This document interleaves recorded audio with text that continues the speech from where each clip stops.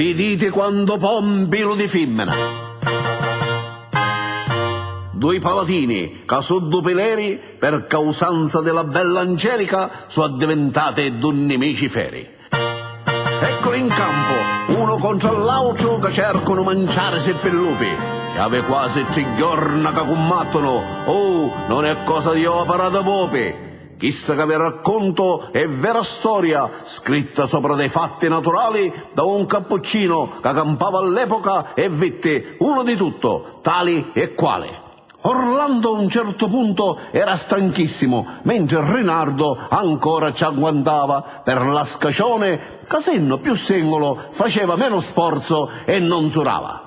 Ma Chiddo, con la lingua era un santissimo diavolo e cercava di avvilirlo dicendoci: com'è che mi giustifichi bene? Non ne vennero, dimmelo. Ti pare che non saccio, mo lo favo so, che sei un pataterno dei spatazza, che ci vennissi a tutte le tue femmine, anche le stuppate di materrazza? Ti pare che non saccio, da settembre, quando passaro sotto il tuo paese, che ci assortasti, una presa all'altro, a più di 700 magazzesi? Ti pare che non saccio che coi piccioli che ci trovaste dentro il saccappano ti fabbricaste il tanto splendidissimo castello antico di Montalbano?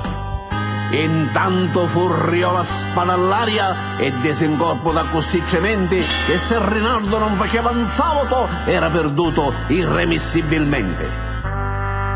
Questo però si piglia la rivincita e ci dice: va bene, ma ora va, sono mai saputo fare tante picciole, segno che tengo molta abilità, ma tu con tutto che sei potentissimo parente dello stesso imperatore, ecco che si è ridotta per scavo, come se fosse un tenzo muratore. Tale dallo specchio, garrettico, vedete questo tuo sono storto. E aveva ragione la leggiata Angelica, che non sente pettiano giù trasporto. Aspetta, che mi basta l'animo, con un coppo solo della mia fusbetta, di appareggiarti questa tua proposta. Così dicendo si inguartò alla sverta. Feci girare l'arma come animmolo e quando s'addunò che il suo vento che procedeva rifrescava l'aria, feci calare lesto il suo fendento. Orlando arrinisciò a pararlo subito, che avendo intiso pria la friscanzana s'aveva quartiato e in modo energico aveva arzata la sua trollentana. E quando s'ardonò che nello scindere la spada di Rinaldo aveva azziccato dentro il terreno e non poteva necchere, disse: potenti Dio sacramentato, ecco arrivata l'ora tua prenobis, Rinaldo, ti può fare il tuo tabutto. E con un corpo di spatancia insupira lo buttò al suolo, quasi tramortuto.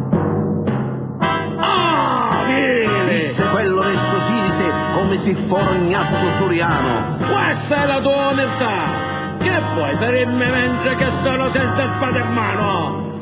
Ah, sì, da riconosce a ripartissimo potente vili e figlio di Baggiano.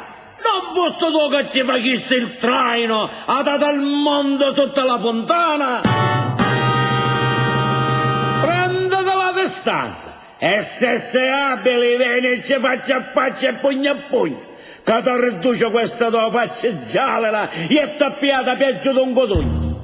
Sì, spavaldoso che tu sei, ci arreplica Orlando Paladino. Ecco mi guardi, ti voglio far provare il mio terribile brando e la forza di codeste mani.